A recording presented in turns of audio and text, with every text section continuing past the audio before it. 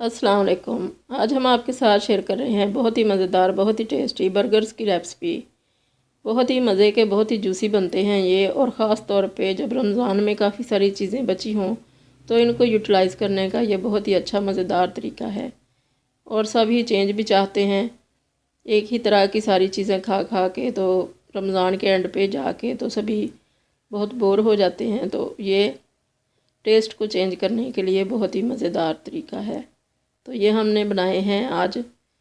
और आप सब व्यूवर्स को बहुत बहुत ईद मुबारक कबूल हो हमारी तरफ से। तो इसकी रेसिपी आज हम आपके साथ शेयर कर रहे हैं। बहुत ही मज़े की और बहुत ही सिंपल सी रेसिपी है ये। घर में बची हुई चीज़ों से ही ये बनाए जा सकते हैं। मायोनीज़ ली है हमने हाफ़ कप, इसमें 1 टेबल स्पून दूध ऐड कर दिया है, फ्रेश मिल्क। और इसको अच्छी तरह से फेंट लिया ताकि ये अच्छा सा तैयार हो जाए हमारा लिक्विड। तो दूध की वजह से हमारे बर्गर बहुत ही सॉफ्ट रहेंगे। ये हमने 1 टीस्पून डाल दिया नमक और काली मिर्च का, और ये 1 टेबल स्पून इसमें चीनी ऐड कर दी। इसको अच्छी तरह से मिक्स कर लेंगे।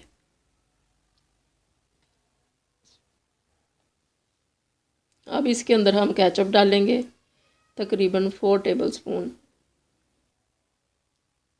बहुत अच्छी सी ये हमारी सॉस तैयार हो जाएगी।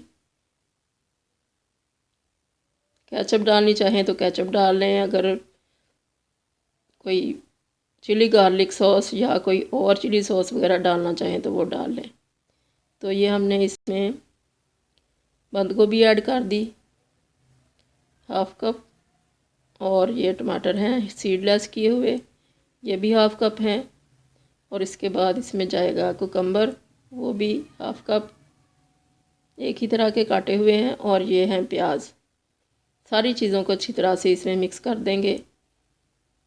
तो ये हमारा सैलेड तैयार हो चुका है।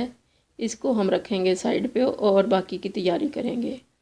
ये हमने कबाब की रेसिपी आपके साथ शेयर की हुई है, चिकन शामी कबाब के नाम से। ये हमने रमज़ान से पहले बनाए थे, तो ये अभी तक हमारे बचे हुए हैं।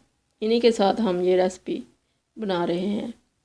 तो ये अंडा है, फ्राई कर रहे हैं इसको। हल्की सी नमक मिर्च ऐड कर ली है और इसको अच्छी तरह से पकाया है दोनों तरफ से, क्योंकि आजकल कह रहे हैं कि अंडे और ख़ास तौर पे गोश्त वगैरह अच्छा सा गला के पका के तो फिर यूज़ करें, तो एहतियात ही अच्छी है। तो ये हमने 1 टेबल स्पून तवे के ऊपर डाल लिया था ऑयल, और ये हमने बंद लिए हैं बर्गर्स वाले। इनको अच्छी तरह से दोनों साइडों से टोस्ट कर लेंगे। बहुत ही सॉफ्ट और बहुत ही फ्रेश मिले हैं हमें। तो अब हमने मायोनीज़ लगा ली है सबके ऊपर। इसको अच्छी तरह से फैला देंगे। चाहें तो बटर लगा लें, चाहें तो मायोनीज़ लगा लें। इसकी वजह से बहुत सॉफ्ट रहेंगे ये हमने अब अंडा असेंबल कर दिया ऊपर, जितना जितना चाहें लगा लें।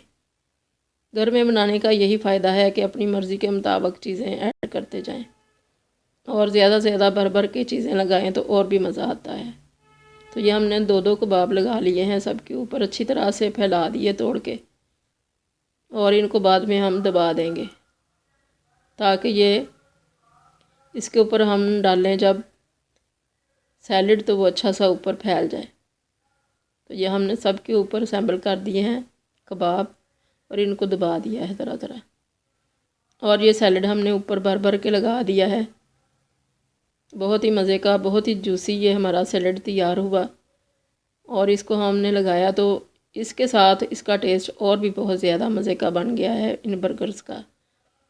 अब केचप लगा दी ऊपर से, हमने थोड़ी थोड़ी लगाई है क्योंकि साथ भी रखनी ज़रूरी होती है, और इसके अंदर भी पहले से है जो हमने सैलेड लगाया है। तो ये हमारा फाइनल लुक आ गया है बर्गर्स का। बहुत मज़े के, बहुत जूसी और बहुत ही टेस्टी लगे ये सबको। तो आप भी ईद के मौका पर इनको बना के देखें। सारी ही चीज़ें घर में मौजूद ही होती हैं, इनको बस थोड़ा सा ट्विस्ट दे दें और इनको नई चीज़ में डाल दें तो सभी बहुत खुशी से ये खा लेते हैं। कोई भी नखरा नहीं करता घर में। तो अल्लाह ताला आप सबको अपने हिफ्ज़ व मान में रखे। दुआओं में हमें भी याद रखिएगा। अल्लाह हाफिज़।